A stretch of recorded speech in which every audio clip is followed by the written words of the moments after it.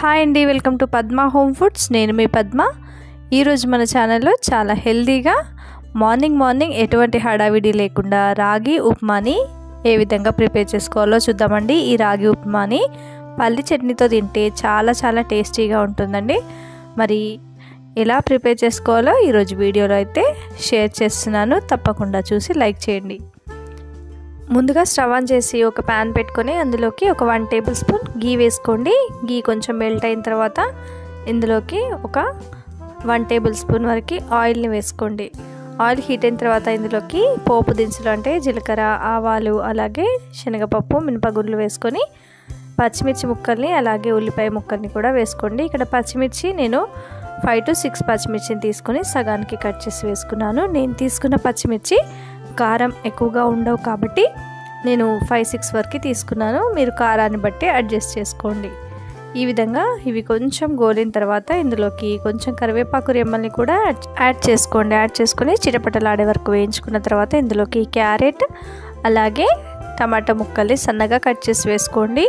ఇవన్నీ వేయడం వల్ల ఉప్మా అనేది చాలా టేస్టీగా ఉంటుంది. రాగి పిండితో చేసిన ఉప్మా చాలామంది ఇష్టపడరు కాబట్టి ఈ విధంగా క్యారెట్ ముక్కలు, టమాటా ముక్కల్ని వేసుకొని ఫ్రై చేసుకున్న తర్వాత ఇందులోకి రుచికి సరిపడా సాల్ట్ని ముందుగానే యాడ్ చేసుకోవాలి.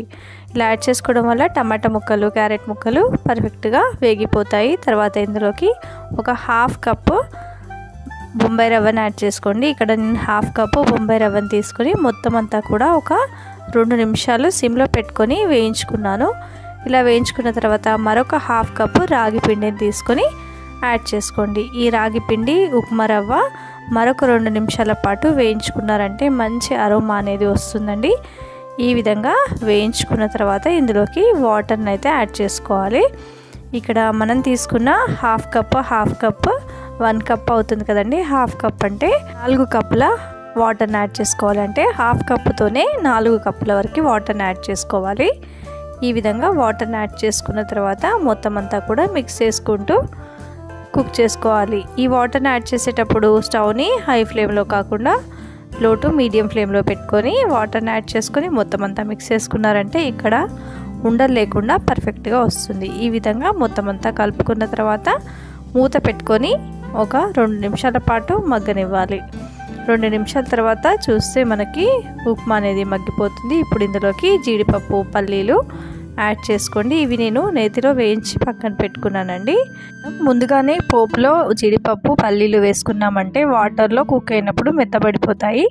ఈ విధంగా చివర్లో యాడ్ చేయడం వల్ల కొంచెం క్రంచీగా చాలా టేస్టీగా ఉంటాయి కాబట్టి చివర్లో యాడ్ చేసుకోండి.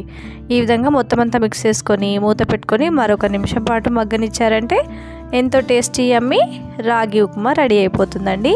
దీన్ని ఒక బౌల్లో వేసుకొని రివర్స్ చేసుకోండి, లేదంటే అలాగే చట్నీ వేసుకుని తిన్నారంటే చాలా టేస్టీ ఉంటుందండి. పల్లి చట్నీతో తింటే మరింత అమృతంలా ఉంటుంది. మార్నింగ్ ఏ హడావిడి లేకుండా ఈ విధంగా ఉప్మా రవ్వ అలాగే రాగి పిండితో రాగి ఉప్మాని ప్రిపేర్ చేసి పెట్టండి.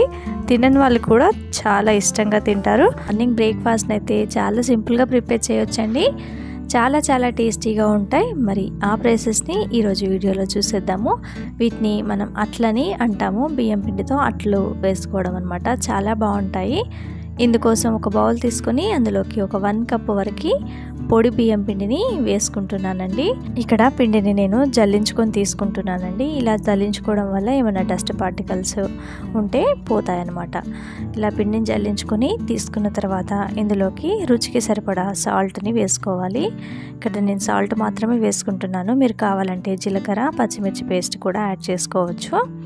ఇలా ఉప్పు కూడా వేసుకుని కలుపుకున్న తర్వాత కొంచెంగా వాటర్ని వేసుకుంటూ నేను వీడియో క్లిప్లో చూపిస్తున్న మాదిరిగా మీరు ఈ కన్సిస్టెన్సీ వచ్చే వరకు కూడా కలుపుకోవాలి. అంటే అవసరానికి తగ్గట్టుగా వాటర్ని వేసుకొని కలుపుకోవాలి. ఇక్కడ నాకైతే 2 కప్పుల వరకు వాటర్ అనేవి పట్టాయన్నమాట. ఈ విధంగా కన్సిస్టెన్సీ ఈ విధంగా ఉండాలన్నమాట.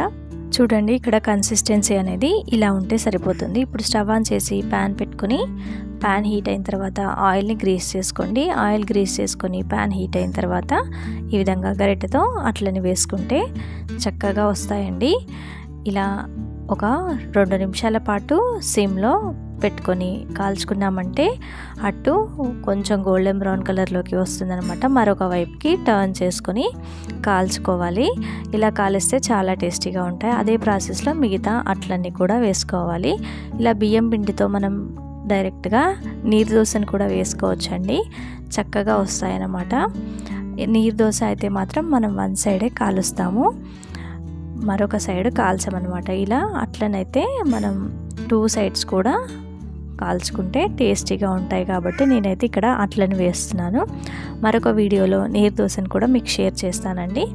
ఈ విధంగా 2 సైడ్స్ కూడా కాల్చుకొని తీసుకున్నామంటే బియ్యం పిండితో అప్పటికప్పుడు ఈజీగా అట్లని వేసి ఇంట్లో వాళ్ళకి పెట్టినట్లయితే చాలా ఇష్టంగా తింటారండి. ఇది మామిడికాయ పచ్చళ్ళలోనైనా, పల్లి చట్నీ, కొబ్బరి చట్నీ, టమాటా చట్నీలో చాలా చాలా సూపర్గా ఉంటుందండి. మరి ఈ వీడియో మీకు నచ్చినట్లయితే అట్లని ఏ విధంగా ప్రిపేర్ చేసుకోవాలో చూద్దామండి. ఈ గోధుమ పిండి అట్లు చాలా టేస్టీగా ఉంటాయి.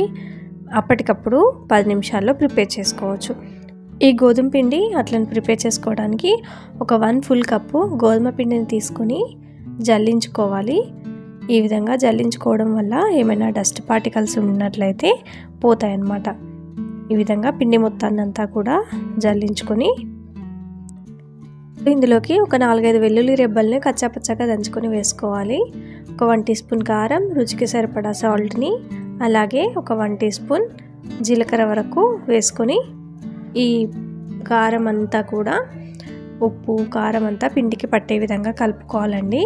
వెల్లుల్లి రెబ్బల్ని మనం కచ్చాపచ్చాగా దంచుకొని వేసుకోవడం వల్ల టేస్ట్ అనేది బాగుంటుంది.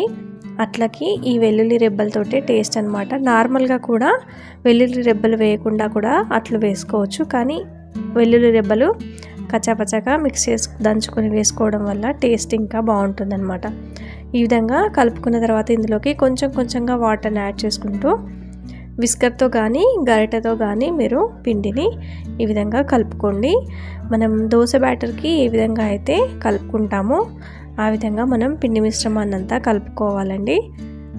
ఇక్కడ చూపిస్తున్న మాదిరిగా మనం మిశ్రమాన్ని అంతా కలుపుకొని ఇందులోకి స్ప్రింగ్ ఆనియన్స్ 1 కప్పు, కొత్తిమీర తరుగుని ఒక 1 కప్పు వరకు వేసుకొని మొత్తం అంతా కూడా మిక్స్ చేసుకోండి. ఈ విధంగా ఈ స్ప్రింగ్ ఆనియన్స్ లేదంటే ఆనియన్స్, కొత్తిమీర వేసుకోకుండా నార్మల్గా పిల్లలకి వేసిస్తే చాలా ఇష్టంగా తింటారు.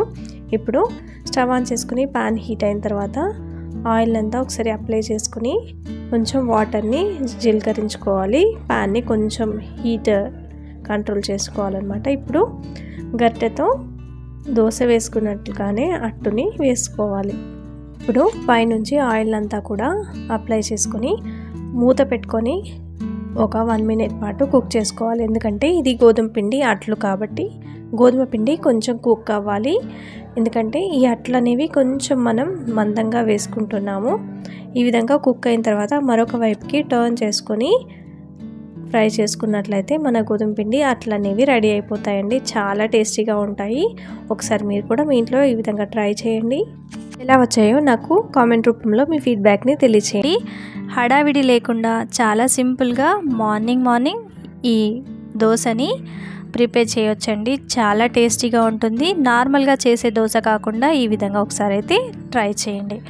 ముందుగా ఒక మిక్సింగ్ బౌల్ తీసుకోండి. అందులోకి ఒక 1 కప్పు గోధుమ పిండిని వేసుకోండి.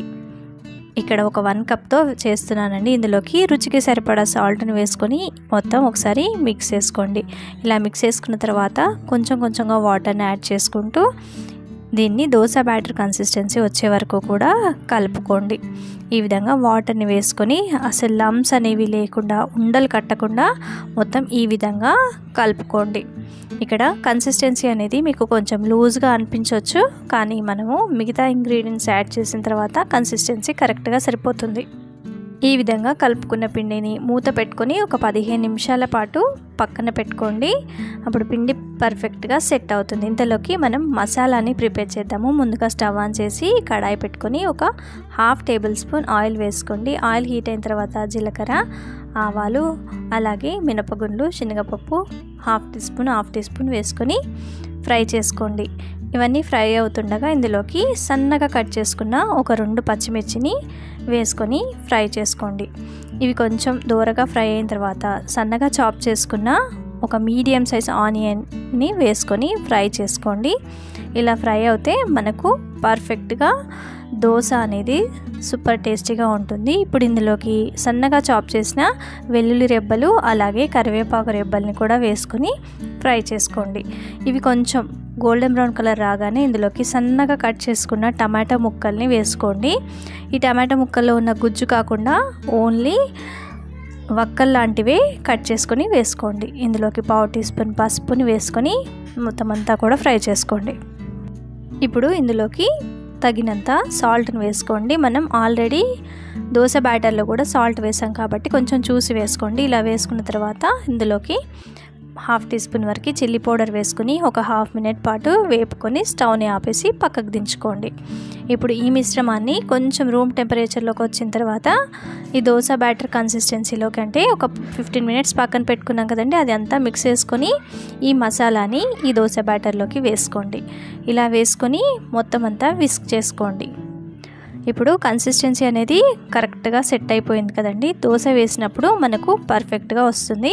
ఇప్పుడు స్టవ్ ఆన్ చేసుకొని ప్యాన్ పెట్టుకొని ఉల్లిపాయతో ఆయిల్ అంతా గ్రీస్ చేసుకున్న తర్వాత వాటర్ని చిలకరించుకోండి. ప్యాన్ అనేది కరెక్ట్గా హీట్ అనేది ఉంటుందన్నమాట. ఇలా వేసుకొని ఇప్పుడు దోశని చక్కగా వేసుకోండి. ఈ విధంగా వేసుకోండి. ఇక్కడ ఐరన్ ప్యాన్ యూస్ చేస్తున్నానండి. ఐరన్ ప్యాన్లో వేసిన దోశ అనేది చాలా టేస్టీగా ఉంటుంది, అలాగే మన హెల్త్కి కూడా చాలా మంచిది. ఇలా దోశ వేసుకొని చుట్టూరు ఆయిల్ వేసుకొని మూత పెట్టుకొని 1 నిమిషం పాటు కుక్ చేసుకోండి. ఈ విధంగా ఒక 1 మినిట్ తర్వాత మళ్ళీ రివర్స్ చేసి మరొక 1 మినిట్ పాటు ఫ్రై చేసామంటే ఎంతో టేస్టీ యమ్మీ మసాలా దోశ రెడీ అయిపోయిందండి. మార్నింగ్ ఏ మాత్రం హడావిడి లేకుండా ఒకసారి ఇలాంటి దోశల్ని మీ ఇంట్లో వాళ్ళకి వేసియండి. చాలా చాలా ఎంజాయ్ చేస్తారు, చాలా టేస్టీగా ఉంటాయి. ఈ దోశలని ఇంట్లో ఎటువంటి పికిల్ ఉన్నా కూడా ఆ పికిల్తో సర్వ్ చేయొచ్చు. చాలా చాలా బాగుంటాయి. మరి ఈ దోశ రెసిపీ మీకు నచ్చినట్లయితే తప్పకుండా అప్పటికప్పుడు ప్రిపేర్ చేసుకోవచ్చండి. ఇవి ఆరోగ్యానికి ఎంతో మేలు చేస్తాయి. ఈ పెసరపప్పు ఇడ్లీలని ప్రిపేర్ చేసుకోవడానికి ఒక బౌల్ తీసుకొని అందులోకి ఒక 1 కప్పు పెసరపప్పును నానబెట్టుకోండి. ఈ పెసరపప్పుని ముందుగా వాటర్ వేసుకొని ఒక 2-3 సార్లు బాగా వాష్ చేసుకోండి. వాష్ చేసుకుంటే డస్ట్ ఏమైనా ఉంటే పోతుంది. ఈ విధంగా వాష్ చేసుకొని వాటర్ అన్ని తీసేసి ఫ్రెష్గా వాటర్ని వేసుకొని ఒక 3 అవర్స్ పాటు నానబెట్టుకోండి. నేను ఇక్కడైతే ఓవర్ నైట్ నానబెట్టుకున్నానండి. ఈ విధంగా ఓవర్ నైట్ నానిపోయిన పప్పు తెల్లవారిన తర్వాత చూడండి వాటర్లో చక్కగా నానిపోయిందండి. ఈ పప్పును ఇప్పుడు ఒక మిక్సీ జార్లోకి వేసుకొని గ్రైండ్ చేసుకోవాలి. ఈ విధంగా మిక్సీ జార్లోకి పప్పుని కొంచెం కొంచెంగా వేసుకొని మొత్తం అంతా కూడా ఫైన్గా గ్రైండ్ చేసుకోవాలి. ఇందులోకి కొంచెం వాటర్ని కూడా యాడ్ చేసుకోండి. ఫస్ట్ ఎక్కువ వాటర్ వేయకండి, కొంచెం వాటర్ని వేసుకోండి. ఇప్పుడు ఇందులోకి 2 గ్రీన్ చిల్లీని సగానికి తుంచి వేసుకోండి. అలాగే కొంచెం కొత్తిమీర తరుగు, జీలకర్ర, అలాగే రుచికి సరిపడా సాల్ట్ కూడా వేసుకోండి. సాల్ట్ క్లిప్పింగ్ అనేది మిస్ అయిందండి. ఇలా వేసుకున్న తర్వాత ఫైన్గా మెత్తగా గ్రైండ్ చేసుకోండి. ఈ విధంగా గ్రైండ్ చేసుకున్న మిశ్రమాన్ని మళ్ళీ బౌల్లోకి ట్రాన్స్ఫర్ చేసుకొని ఇప్పుడు ఇందులోకి మనము పోపుని యాడ్ చేసుకోండి, లేదంటే మీరు ఇలాగైనా వేసుకోవచ్చు. ఇక్కడ నేనైతే పోపు వేసుకుంటున్నాను. స్టవ్ ఆన్ చేసి ప్యాన్ పెట్టుకొని ఆయిల్ వేసుకొని జీలకర్ర, ఆవాలు, అలాగే హింగ్ పౌడర్ వేసుకొని కొంచెం చిటపటలాడిన తర్వాత ఈ మిశ్రమాన్ని పిండి మిశ్రమంలోకి వేసుకొని కలుపుకోండి. ఈ విధంగా మొత్తం అంతా మిక్స్ చేసుకున్న తర్వాత ఇందులోకి బేకింగ్ సోడాని కానీ మీ దగ్గర ఈనో ఉంటే ఈనోని కానీ 1 టీ స్పూన్ వరకు వేసుకొని 1 టీ స్పూన్ వాటర్ వేసుకుంటే ఈనో అనేది చక్కగా యాక్టివేట్ అవుతుంది. ఇదంతా కూడా పిండి మిశ్రమంలో కలిసే విధంగా కలుపుకోండి. చూడండి కొంచెం ప్లఫీగా అనిపిస్తుంది కదా పిండి. ఈ విధంగా అయ్యే విధంగా కలుపుకొని ఇప్పుడు ఇడ్లీ ప్లేట్లను తీసుకొని ఆయిల్ని మొత్తం అంతా కూడా గ్రీస్ చేసుకోండి. ఈ విధంగా ప్లేట్లన్నిటికీ ఆయిల్ని గ్రీస్ చేసుకున్న తర్వాత పిండి మిశ్రమాన్ని ఒకసారి కలియబెట్టుకొని ఇప్పుడు ఇడ్లీ ప్లేట్ గుంతల్లోకి వేసుకోవాలి. ఈ విధంగా ఇడ్లీ ప్లేట్లలోకి వేసుకొని ఈ ప్లేట్లన్నీ కూడా స్టాండ్కి అరేంజ్ చేసుకొని ఇప్పుడు ఇడ్లీ పాత్రలోకి వాటర్ని బాయిల్ చేసుకున్న దానిలోకి వేసుకొని ఒక 10 నుంచి 15 నిమిషాలు మీడియం ఫ్లేమ్లో కుక్ చేసుకోవాలి. ఈ విధంగా కుక్ చేసుకున్న ఇడ్లీలని ఒక 2 నిమిషాలు అలాగే వదిలేసి వేడివేడిగా ప్లేట్లోకి సర్వ్ చేసుకొని ఈ ఇడ్లీలని టమాటో చట్నీతో తింటే చాలా టేస్టీగా ఉంటాయండి. ఇక్కడ నేను చట్నీ అయితే వీడియో తీయలేదు, ఓన్లీ ఇడ్లీలనే వీడియో తీశాను. ఈ విధంగా పెసరపప్పుతో అప్పటికప్పుడు ఇడ్లీలను అయితే ప్రిపేర్ చేసుకోవచ్చండి, చాలా టేస్టీగా ఉంటాయి. మరి ఈ వీడియో మీ అందరికీ నచ్చుతుందని అనుకుంటున్నానండి. నచ్చినట్లయితే తప్పకుండా లైక్ చేయండి, షేర్ చేయండి, నా ఛానల్ని సబ్స్క్రైబ్ చేసుకోండి. Thanks for watching.